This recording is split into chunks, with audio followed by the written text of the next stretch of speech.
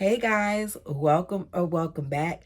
Tisha here, and we're back for another Say What? I didn't I didn't hold it out as long as I planned to, but at least I hit the note a little bit. So it's getting better. Maybe the next time I do this, I'll be all the way there. One of my favorite things to do is to look at the comment section.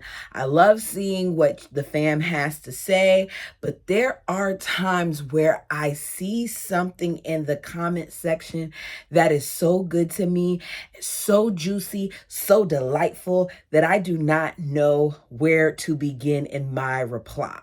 So there was this one particular comment that I read while I was out of town that I copied and put into my notes because I said it had to be another what, say what. So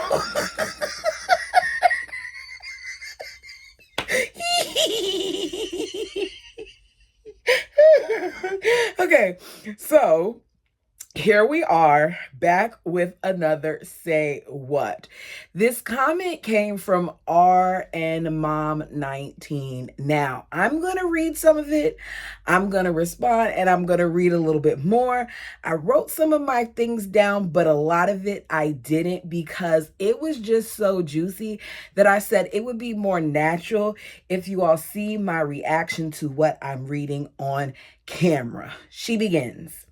The dynamic between Robyn and Kody is very interesting. I said, oh, it's interesting. Tell me more. I honestly think part of the reason Kody likes being with Robyn is because she guides him to play into his most selfish impulses and then praises him for the resulting behavior because it benefits her and her children. We could stop right there. That right there alone tells us everything. It's so true. But let's continue. The other wives were workhorses, and he probably felt inadequate. They expected things from him and sometimes may have taken up for each other. Where is the lie? They were workhorses. What did Kody do from the very beginning, you guys? Think about it. He rented a room in Janelle's house. Then he links up with Janelle for Janelle to get him a job. He finally is able to not only secure this job, but then eventually secure Janelle and then eventually secure Christine, who is considered royalty to polygamous families. And he's where he feels like he needs to be. Then, through Christine, he finally is able to get on television.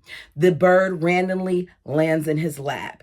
He courts her, spends Janelle and Mary's money to drive 4 to 5 hours on various weekends to spend time with her, marries her, and instantly she has access to this family's money.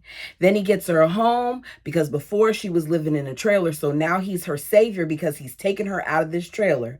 And with all of that, all of the things, all that he's poured into Robyn, he gets an attitude with wives like Christine who want him to spend more time with him and actually help out with their children. This is the type of stuff that he does. Let me continue with RN Mom.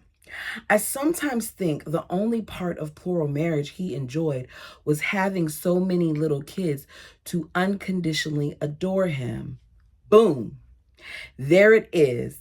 It was about the adoration that he expected to be bestowed upon him. You can't be the head of the household when you're off in la la land because you can't do normal things and because you need someone to guide you. Kody has never been the head. The wives have. They've taken turns, but the wives, in my opinion, have been the head. He seems very fixated on the younger years until about 7 years old. Then he seems to lose interest. Once again, RN Mom is right. Think about it, guys. We witnessed it on the show. He seemed very fixated with the little ones. Even now in the current season, every time he speaks of doing something, his reference is always to his little kids. He will mention the older ones here and there as far as coming back on a holiday, but everything is about the little kids. Even when Isabel needed to go away to have her spinal surgery, which was a very serious surgery, he told Christine and Isabel he can't go because he can't be away from his little ones that long. The little ones that he was talking about was Ariella and Saul. Saul of which who is the same age as Truly. They're apart by a year. So it's okay for you to be away from Truly that long, but you can't be away from Solomon that long. That's because he never went multiple days without seeing the Bird's kids. With Robyn, he doesn't see the dysfunctional child rearing and extended co-sleep, dependence on family to care for her children, or the massive spending as burdensome because she has figured out what drives him. I personally think that it's her cookie.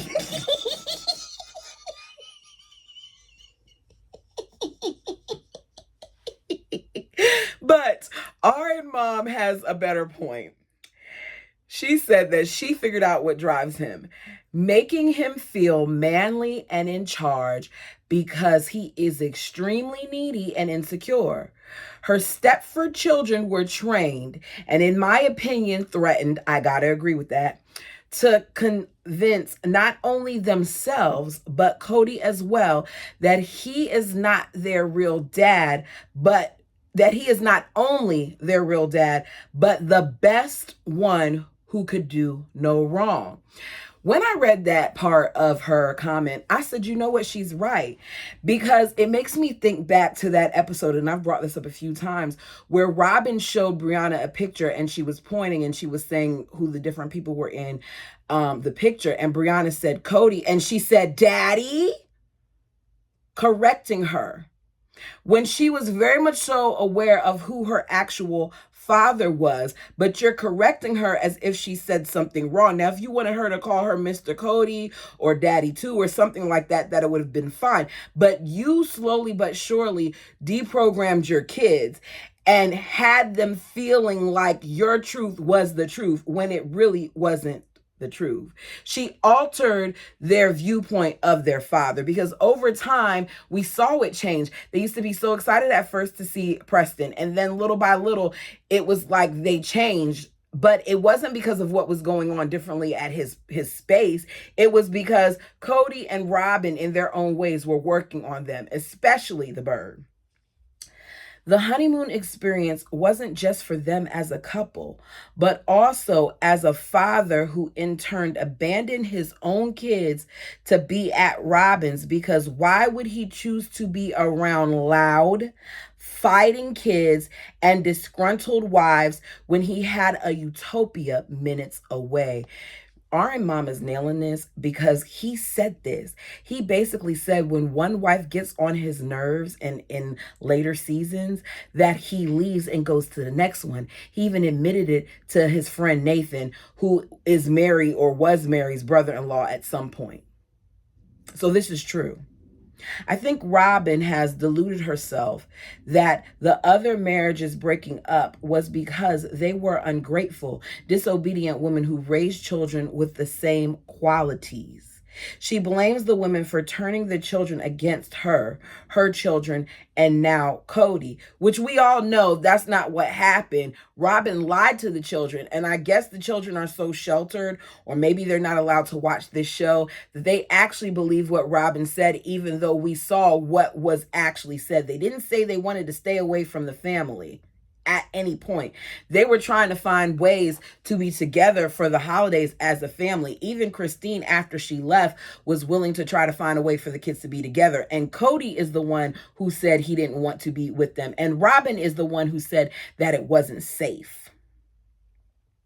It is so unfortunate that he chose a woman even more averse than he is to honest self-reflection and accountability. Their codependency survives on their ability to maintain the belief of each other as righteous, well-intentioned people whose only crime was falling in love and long suffering.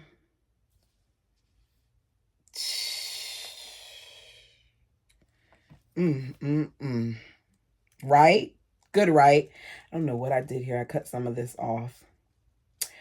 Um, they had to hide their love to keep their plural marriage family together, despite all of the irrational jealousy and sabotage by the OG3 and their children. In a recent episode that I reviewed, one of the things that I discussed, and I don't, no, it's not out yet. One of the things that I discussed was the fact that the bird was talking about how Kody wants to be more affectionate. This is a part of them having to hide their love. They did say that that was an issue, but was it really? I don't know. Because I feel like the problem really is Kody didn't love the other women. Besides Janelle and maybe Maddie, the rest of the family apostatizing probably made her feel even more superior. Of course, because she looks down on the fact that Christine is no longer a part of the church. She loves to remind us of that all the time. Like, just because Christine's no longer a part of that church, that holds some weight to us. We don't care that Christine isn't a part of the church, because at her core, even though Christine may be flawed in some areas, I think Christine is a nice person. And I don't think Christine deliberately tried to break up the family. I think for years Christine suffered in silence, trying to keep sweet and trying to make sure that the family was intact. She maybe sees herself as highly favored. And that is why she is the last one standing. Not that she, in effect, helped Kody to resent and possibly hate the rest of his family by giving him a constant way out of his responsibilities, from having to deal with the hurt he was causing. Exactly. She gave him an out in so many instances. It's like, if I love someone, great example, my man has 3 children, right? If I did not see that he was a good father to his children, if I did not see how he took the necessary steps to gain custody, how he did what he had to do to make sure that he remained in his kids' lives and all those other things, then I would have to call him out on his crap. But the bird doesn't call him out on his crap. She allows him to continue on with his foolishness. Instead of feeling responsible and growing empathy, he saw it as their personal failing, and the deepest betrayal in his eyes is voicing their discontent to each other and the public, even though he literally told them that he didn't want to deal with the burden of their feelings. And he did. He said it about his kids, and he said it about his wives. He said it more than once, to the point where Nancy, the few times that she did call him out on things, called him out on the fact that he doesn't show empathy or sympathy to his wives, especially to Mary at that time. However, the whole family had to prioritize Robyn and her children's feelings, and they tried real hard for the sake of the show to pretend. But once in Flagstaff, it all came apart, and it did. We're seeing it. We're seeing it now. Where Kody and Robyn overplayed their hand was overestimating Christine's capacity to tolerate the mess and continue to keep sweet. Christine keeping sweet saved Christine, because Kody literally was blindsided, not only that she wanted a divorce, but that she was actually leaving. Kody thought that he was going to be able to do like what he did with Mary and remove himself from her household and not be there and not be a part and maybe get kicked out, but still have her as the wife in label, not in action. And he thought he was going to get away with it. But Christine did what she had to do. She complained a little bit, and then she started getting her ducks in a row. Furthermore, the utterly humiliating and unhinged behavior on Kody's part through it all, especially in comparison to Christine's claim, composed grace, only deepened his feelings of inadequacy and ineptitude, because he was aware how horrible he was coming off, but he couldn't help himself. Let me tell you something. I know that there's one thing that burns Kody up most, because one of the things that Kody has said was that what if you leave and you get with the man and he wants a part of our money? He was real concerned about the money situation, the money this. Not only was Christine able to leave out on her own, take care of her stuff on her own, pay for her bills on her own, secure a web series on Facebook and all those other things as far as her cooking show, get whatever endorsements, be successful in her MLM and all those other things. But Christine landed herself a man that not only has children of his own, but seems to be very present in his child's lives, is present in her children's lives, is present in the other children's lives, and he has money. He's self-made. He has businesses. He's a millionaire. So that probably is an even further dig into Kody, because I think Kody wanted to see Christine suffer, even if it was at the expense of his kids, because he's okay with that. He's okay with seeing her suffer while he was with her. So why wouldn't he be okay with seeing her suffer while they were apart? It has just gone from bad to worse with Janelle and Mary's departure and Garrison's tragic death. According to McKelty, even that was not enough to bring Kody to reconcile with his children. And I believe this statement, even though I'm no longer watching McKelty's Patreon. I believe this statement because I remember looking at the pictures of the funeral and there was division there. And even seeing Robyn at the funeral, and I know we all had our various feelings about that. Seeing him sit with Robyn rather than beside Janelle was kind of telling to me. Because I would think that for something as serious as that, as tragic as that was, that they would find a way to unite, even if it was just for that moment. I do believe that Robyn and Kody are very unhappy, and their children need a lot of help and healing, and I hope they get it. I believe that they're very unhappy too. Look at how they've aged. We've watched it before our eyes. You see Christine and you see Janelle, and when you see them on Instagram and things of that nature, from what I've seen recently, they look like they're aging backwards. They look lighter. They look happier.